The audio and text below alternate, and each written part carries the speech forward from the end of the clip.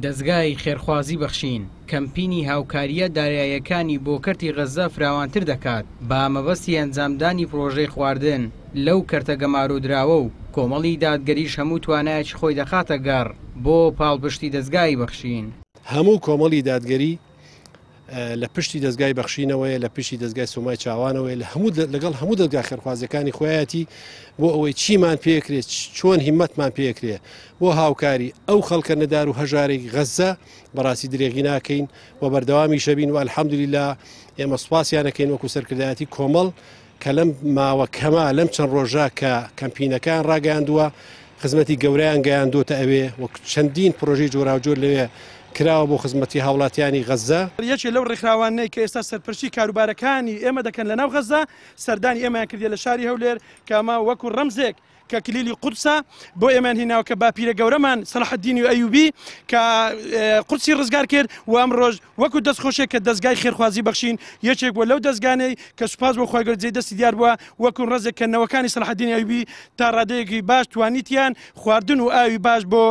کەرتی غەزە دابین بکەن و سوپاسی ئێمەیان کرد و هیوای وەشیان خواست کە ئینشاءڵڵا لەگەڵ ئێمە دەستگای خێرخوازی بەخشین و ڕێکخراوەکانی تری هەرێمی کوردستان بەردەوام بن لە گەیاندنی کۆمەک و یارمەتی بۆ لێقۆمانی خەڵکی غەزە. مەکتەب و ڕێکخراوەکانی کۆمەڵی دادگەری پاڵپشتی خۆیان بۆ دەستگای خێرخوازی بەخشین دووپات کردەوە و دەڵێن ئەمڕۆ ڕۆژی تێکۆشانە بە پارەکانمان و پێویستە مرۆڤەکان لە مردن ڕزگار بکەین. قەناعەتمان وایە ئەمڕۆ سەردەمی جیهادە بە پارەکانتان بە ئەموالتان کە خۆی پەروەردگاریش لە قورئانی پیرۆزە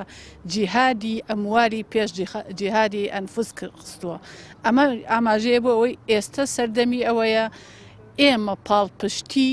ئەو مەیدانە جیهادیە بکەین کە دەستگای خێرخوازی بەخشین ڕایگەیاندووە و ئەرکی سەرجەم موسڵمانانە کە بەشدار بن لەم جیهادەدا کە جیهادێکی گەورەیە بۆ پاڵپشتیکردنی لێ قەوماوانی غەزە. سپاس بۆ خوای گەورە بەخشین توانیویەتی ببێتە لانکەی فەقیر و هەژار و لێ قەوماوان بە تایبەتی لە غەزە کە ئەمڕۆ خەڵکی مسلمانی سەملێکراوی غەزە بە دۆخێکی زۆر سەختی دارایی و بە برسێتی تاقی کراونەتەوە. سپاس بۆ خوای گەورە بەخشین توانیویەتی خزمەتێکی زۆر باش بکاتن هەم لە ناوخۆی هەرێمی کوردستان لە سەرجەم شار و شارۆچکەکان هەم بۆ مسلمانان لێ قەوماوی غەزەش ئەگەر بە پارێکی کەمیش بێتن ئەم کەمپینەی بەخشین بەسەر بکەنەوە و بتوانن بەشدار من لەم خێرە گەورە لەم خێرە نەبڕاوی کە برایان و خوشکانمان لە غەزە ئێستا بە برسێتی و بە نەبوونی بە دەربەدەری تاقی کراونەتەوە. ساڵێک و 9 مانگە کەمپینی هاوکاری دارایی لەلایەن دەستگای خێرخوازی بەخشین